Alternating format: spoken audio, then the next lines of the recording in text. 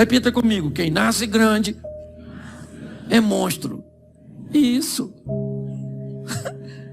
As coisas grandes um dia foram pequenas.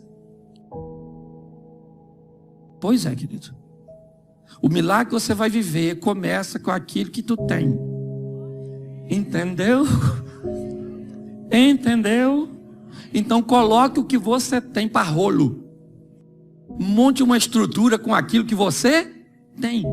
A mulher disse: pastor, a única coisa, eu estou numa situação difícil, a única coisa que eu sei fazer na minha vida é cozinhar. Querido, faz um salgado, faz uns doces. É bom em quê? A dona está com um restaurante, começou vendendo salgadinho. Entendeu? O que você tem é a matéria-prima que vai fazer você ir para onde deseja. Sabe o primeiro carro que eu tive? Uma Brasília. Eu levava um pano com uma garrafa d'água, porque bobina esquentava. E aí eu molhava o pano, morrava na bobina, para o carro andar. Entendeu? Mas, sério, comprei um Voyage cinza, à noite, chovendo. O cara me enrolou, ele estava rachado no meio, eu não vi. Levei um prejuízo desgramado. Depois troquei por um Corsa, que é apaixonado por reboque. Um dia ele parou na Dutra, em Taubaté, eu mandei rebocar para a oficina. Quando ele desceu, o mecânico ligou e ele pegou. O mecânico falou: o que ele tem, moço? Eu falei: vontade de andar de reboque, só pode.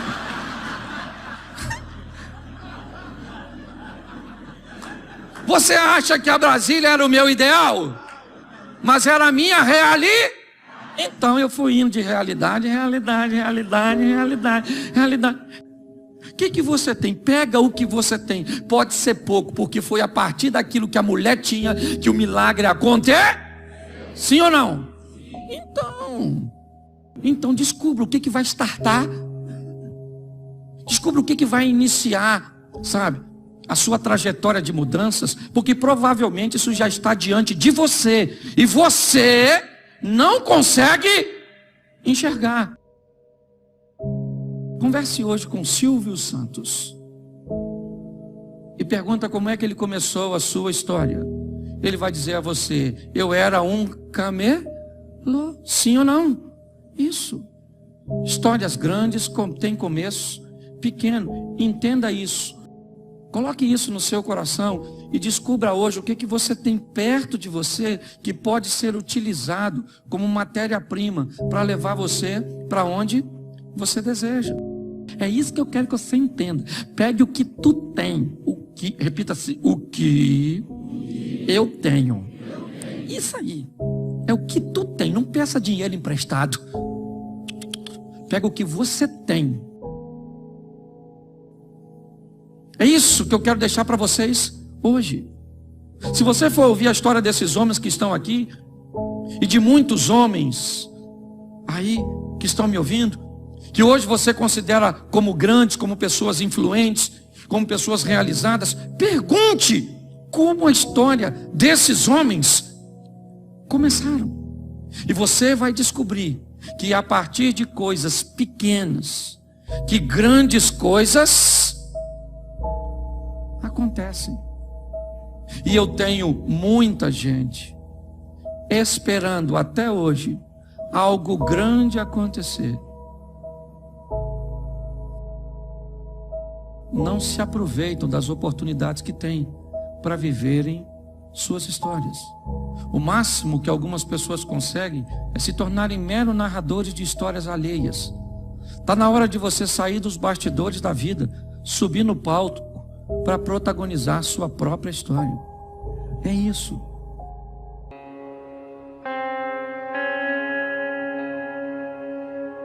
Quem assistiu o Rei Leão? Lembra dele?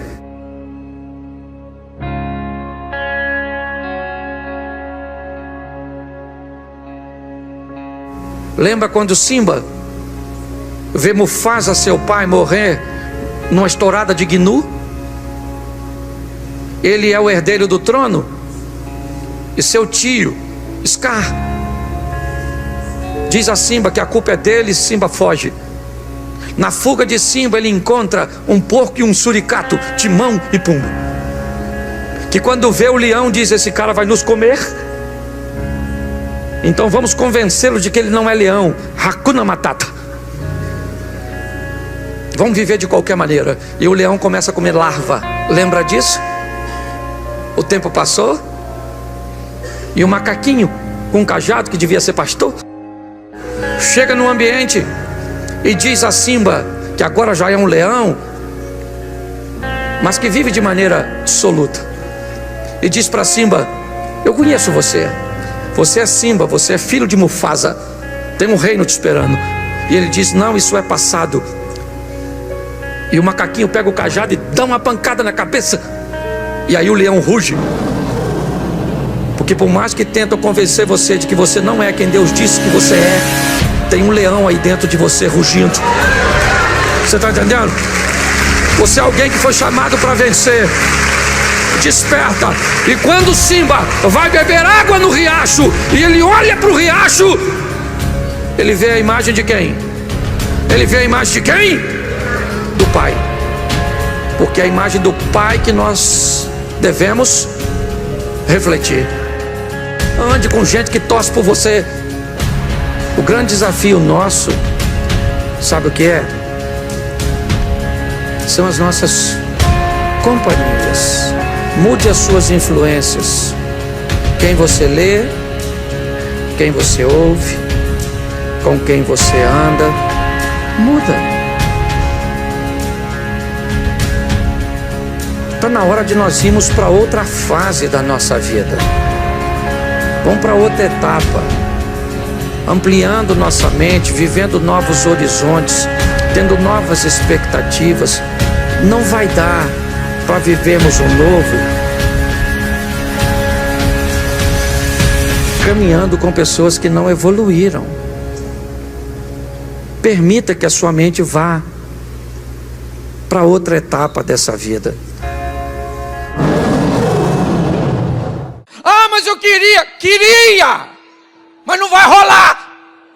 Por quê? Porque houve um jumento antes de tu que se comportou de forma indevida. Hebreus diz que a vida é única. O Salmo diz que ela é curta e rápida. Numa vida única, curta e rápida, você só tem uma oportunidade de aprender. Você não tem outra, ok? E você tem que aprender o mais rápido possível, porque você precisa mudar de estágio. E a vida é igual a um videogame. Pulou a primeira fase, a segunda é mais difícil. Então ou você aprende ou você se lasca. Então aprenda por observar. Olhe mesmo a vida alheia.